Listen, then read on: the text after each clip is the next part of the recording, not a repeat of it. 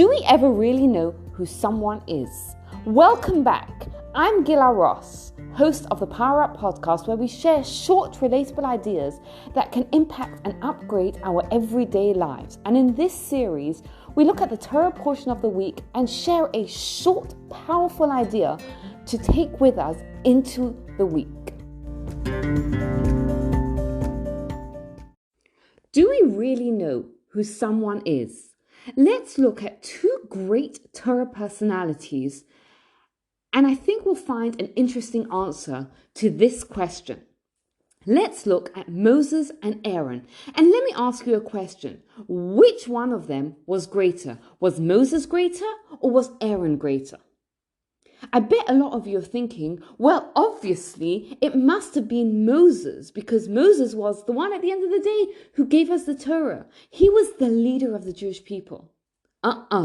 We're told that if you look in the Torah, sometimes it says Moses and Aaron, and sometimes it says Aaron and Moses. It alternates whose name they put first in the Torah. And it begs the question, why? So the reason we're told is that because they were equal, that Moses and Aaron were equally great. Hold on a second. We're told that Moses was the greatest prophet that ever lived. What does it mean that Moses and Aaron were equally great? Here's why. Because a person isn't judged by their accomplishments. A person is judged by how much they perform what God wants them to perform with the abilities that they are given. And both Moses and Aaron dedicated themselves and their ability to fulfilling what God wanted them to do. And therefore they were both equally great. There's a story that explains this. Joseph was the son of Rabbi Yehoshua, and he fell into a coma. And thankfully he recovered. And after he recovered, his father asked him, "What did you see?" And he said, "I went up to the next world and I saw an upside down world there." And his father responded and he said, "You saw the truth." What does he mean?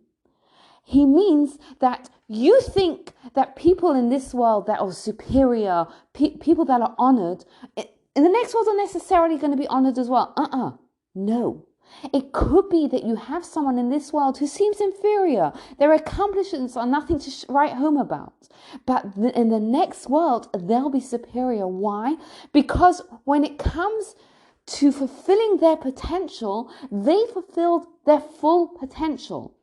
Whereas someone else who, in our eyes, we may think, wow, look at what they've accomplished, but they didn't even touch their potential, or they didn't touch as much of their potential.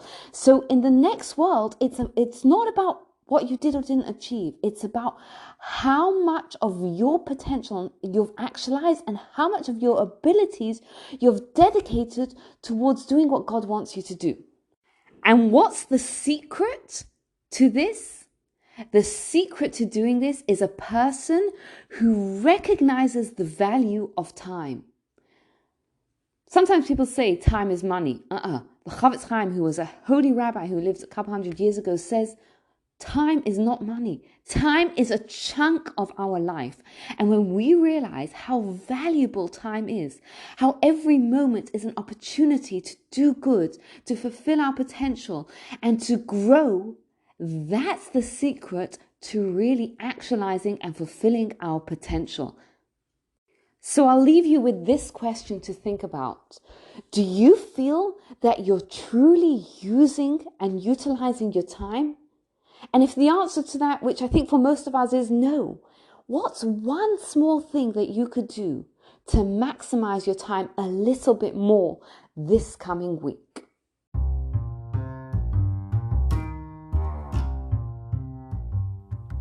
Thank you for taking the time to listen. I'd love to hear your thoughts and your feedback. I'd also love to hear what you want to hear next on the Power Up podcast. Please take a moment to rate, review, and subscribe to the podcast so you don't miss out. Thank you so much for your time and have a wonderful week.